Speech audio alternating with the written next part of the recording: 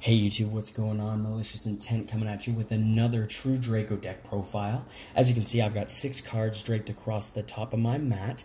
These are the 6 cards that are going to be coming out for 6 cards that have gone into the main board and sideboard of the True Draco Deck preemptively for the release of Dark Neostorm on May 3rd. It's actually this Saturday, the 27th, I believe. I'm going to be going to my local OTS for the pre-release, and hopefully I get the 5 cards that I want from that pre-release. I've already put them in the deck. I didn't bother making proxies, printing them out, wasting the paper and the ink on that, considering I'm going to have those cards in 2 days most likely. So I'll just get right into the deck profile. Remember to smash the like button for this video. Alright, and here we go. Our 1 Dynamite Knight. 3 Ignis Heat. Only 2 copies of Majesty Maiden. Don't feel like I need the 3rd, and with the new Dark Neostorm cards coming out, 3 of them being in the main deck, it's really tight. I like to keep 40 card builds, especially for True Draco, when you want to see all your spell traps. You want to see all, 3, 4, 5, 6, 7, 8, 9 of them. And you want to see, obviously, your field spell turn 1, and you only get 2 terraformings. So I like 40 card builds with True Draco. 2 Inspector Border. That's it for the monsters. Now into the spells. We've got the 3 standard Card of Demise. 2 Pot of Duality. As you can see at the top of the mat, I did drop the Upstart Goblin and the Pot of Desires. I know that's consistency and draw power in the deck. Leave a comment down below if you think, after seeing this deck profile between the sideboard and the main, if you see a need for Desires or Upstart in the deck and think something else should come out. But 2 Pot of Duality. Your 2 of Terraforming. Wish it was at 3. Like everybody else. Then the True Draco cards, we got 3 Dragonic Diagram, 3 of your draw 2 or 3 in True Draco Heritage. The odd time you draw 1, but not usually. Then we got 2 Disciples of the True Draco Phoenix. I've seen a lot of builds with 1, I've seen a lot of builds with 3. I think 2 is a perfect number, especially since the first one can shuffle back in the second one, so you can search that second one again, I guess, or whatever the scenario calls for. That's it for the spells in this deck. Now into the traps. We've got 1 True King's Return, the 3 of True Draco Apocalypse, the 3 of, because this card is way too good, even against the meta now, even with Dark Neostorm coming out and the meta changing just a little bit, and even with the ban list changes, the ban list that's going to be effective April 29th, there can be only 1 is still OP. 3 Solemn Strikes. I was thinking of going only 2 Solemn Strikes and 1 Solemn Judgment. I actually don't have a copy of Solemn Judgment, and I'm still not convinced I'd rather Solemn Judgment over Solemn Strike, because I'm selling off my Impermanence. Impermanence, you see Impermanence in a lot of True Draco builds. I tried it at the Toronto Regional. It was a 41 card deck with 2 Impermanence and 2 Strike, and almost every time I drew the Impermanence, I'd much rather a Strike in that scenario. So I dropped the 2 Impermanence and threw in the 3rd Solemn Strike, and with some other changes, brought the deck back down to 40 cards. 3 the Monarchs Erupt. I actually just got my last super rare copy of Monarchs Erupt. I just bought it online because nobody had it, and now I've got 2 in my trade binder, the commons. The 1 of Imperial Order. Such a good card in the deck. It hits a few decks in the meta, especially your worst matchup in Sky Striker, and it's also a continuous trap, so you can just tribute it off for the monster summon, and you don't have to continuously pay the 700 or not be able to use your field spell or your draw power, etc.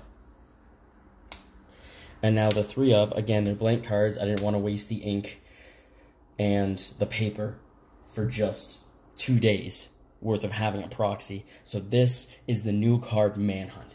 Manhunt is a card, it really doesn't do anything to a monster's effect that activates on summon, but when your opponent summons a monster, or if they bring out a link monster from the extra deck, especially when they bring out a link monster, it's really effective, where you steal their monster.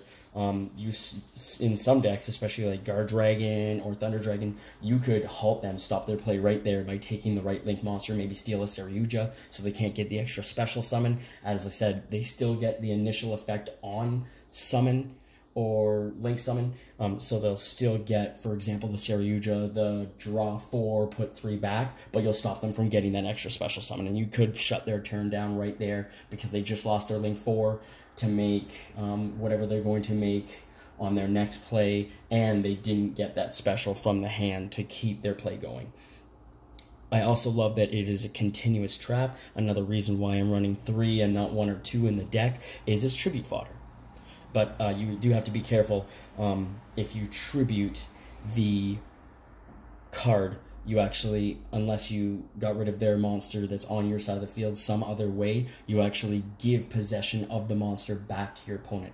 Now, at the same time, you don't really have to contribute the Manhunt. You contribute the monster you stole for the Manhunt, and that's how you'll get your True Draco out. Now, the only problem with that is you'll have a space on the deck. That'll be your normal tribute summon for the turn, the one you get that you're, like, in terms of not getting the extra summons from the spells and traps, that'll be your one tribute summon for the turn that's not an extra tribute summon. So you'll be stuck, if you tribute summon the monster you stole with Manhunt, you'll be stuck with Manhunt itself on the field. This deck doesn't run Twin Twister. I really want to fit it inside deck, but I feel that it's still the case that Sphere Mode is a little more important than Twin Twister, especially since I'm manning Imperial Order and I'm siding the anti-spell fragrances for the Endymion and your Sky Strikers. So I want Twin Twister. I might not be able to fit it in. Maybe I'll just drop Evenly Matched and put in Twin Twister back and not play Evenly Matched at all. Currently, as you see, there's 1 on the top of my mat, which means there's 2 left in the side deck. So we'll see what happens. We'll see how my first couple tournaments go with this build, or, you know, if you guys mention in the comments that maybe I should put the 3rd Evenly Matched back, or maybe I should take them out entirely because Summon Sork is banned, so they're not going to be that big of fields to Evenly Matched or that big of fields to Sphere Mode anymore. But again, that can be something you leave in the comments, and let me know how you feel about this deck build. Now onto the side deck. We've got your 2 copies of the Winged Dragon of Ra Sphere Mode. I'm going to leave the other tech for last here. Oh, actually, I kept the Twin Twisters in there, so I must have taken... Oh, sorry. My apologies. I took Summon Limits out. They're right in front of me. I took Summon Limits out of the deck. They're really good going first, not so great going second, and I only side deck them in because they're not good against Sky Striker, which again is our worst matchup. They're good against Salamangreat, Great, they're good against Thunder Dragons, they're good against Guard Dragon, but most other decks, Summon Limit is kind of lacking. So I kept the Twin Twisters in. My apologies for that. I usually do these videos in one take, and I always record them off a cell phone because I haven't bothered buying a nice camera or webcam yet. Once I had, I might start to do deck profiles from Dueling Book using like a high-end webcam that I probably drop a couple $100 on, but until I decide to do that, we're going to stick with the cell phone. We're going to stick with only the physical cards I have. Next up, we got 2 Rivalry of Warlords and 2 Gozen Match. I also considered taking the Rivalries out. Gozen Match is really good in the Sky Striker matchup, and Rivalry I rarely drop. Rivalry I drop against Thunder Dragons, which it's really a toss-up what the worst matchup is, whether it's the Thunder Dragon Pure or the Danger Thunder deck or the Sky Striker. Like, which of those 3 is the worst matchup? So I still side the Rivalry because it is good against Thunder Dragons, especially the Thunder Danger. We've got 2 copies of Evenly Matched.